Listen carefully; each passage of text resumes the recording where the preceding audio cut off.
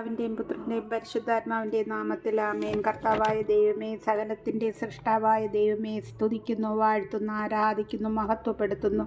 ത്രിയേക ദൈവത്തെ സ്തുതിക്കുന്നു, ആരാധിക്കുന്നു. കർത്താവായ ഈശോനാഥ, ഇന്ന് ഞങ്ങൾക്കൊരു പകൽക്കാലം തന്ന് അനുഗ്രഹിച്ചതിനെ ഓർക്കുന്നു.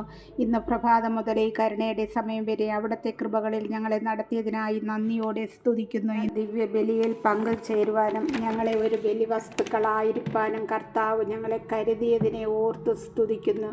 ഈശോ നമുക്ക് വേണ്ടി കുരിശിൽ മരിച്ചത് നമുക്കറിയാം. എന്നാൽ ഇന്ന് ആ കുരിശിൻ്റെ മഹിമയെക്കുറിച്ച് അച്ഛനിലൂടെ കേൾപ്പാനിടയായി. രക്ഷയുടെ, മഹത്വത്തിൻ്റെ, സ്നേഹത്തിൻ്റെ അടയാളമാണ് കുരിശ്.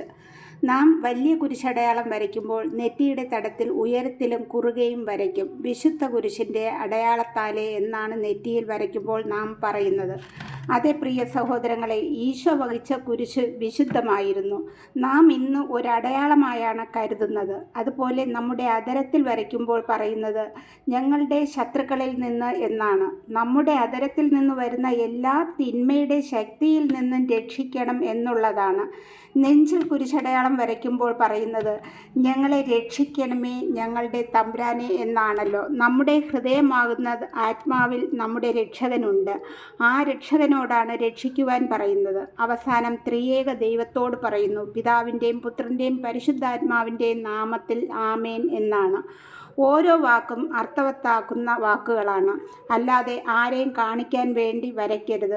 കുരിശ് വര എന്ന സത്യം, ഈശോയുടെ പീഡകളും നാം ആ സമയം ഓർക്കണം. പ്രിയ സഹോദരങ്ങളെ, കർത്താവായ ഈശോനാഥ, ഈ കരുണയുടെ സമയം ഞങ്ങളെയും മക്കളെയും കുഞ്ഞുമക്കളെയും സഹോദര കുടുംബങ്ങളെയും പ്രാർത്ഥനാ സഹായം ചോദിച്ചിരിക്കുന്നവരെയും ഞാൻ ഓർത്ത് പ്രാർത്ഥിക്കുന്നവരെ, ഇപ്പോൾ എന്നിലൂടെ ദൈവത്തിൻ്റെ വാക്കുകൾ കേൾക്കുന്നവരെ, അവരുടെ കുടുംബങ്ങളെ ഈശോയുടെ പാദപീഠത്തിൽ സമർപ്പിക്കുന്നു. കടൽ പോലെ ഒഴുകുന്ന വറ്റാത്ത കരുണ ഞങ്ങളുടെ മേൽ നിറയ്ക്കണമേ. ദൈവത്തെ അറിയുന്ന ഓരോ മക്കളിലും കരുണയായിരിക്കണമേ. പ്രാർത്ഥിച്ചു വചനമെടുത്തു. റോമാക്കാർക്ക് എഴുതിയ ലേഖനത്തിൽ നിന്നും 8-ാം അധ്യായം വായിച്ചു. എന്നെ കേൾക്കുന്ന പ്രിയ സഹോദരങ്ങളെ, വചനഭാഗം എല്ലാവരും വായിക്കണം. ഇതിൽ ആത്മാവിലുള്ള ജീവിതത്തെക്കുറിച്ചാണ് പറയുന്നത്. ഇതിൻ്റെ ഓരോ വാക്കും നമ്മെ ശരിക്കും മനസ്സിലാക്കുന്ന വിധത്തിലാണ് എഴുതിയിരിക്കുന്നത്. 4-ാമത്തെ വാക്യപ്രകാരം പറയുന്നു, ഇത് ശരീരത്തിൻ്റെ പ്രവണതക്കനുസരിച്ച് ജീവിക്കാതെ ആത്മാവിൻ്റെ പ്രചോദനമനുസരിച്ച് ജീവിക്കുന്ന നമ്മിൽ നിയമത്തിൻ്റെ അനുശാസനം സഫലമാകുന്നതിന് വേണ്ടിയാണ്.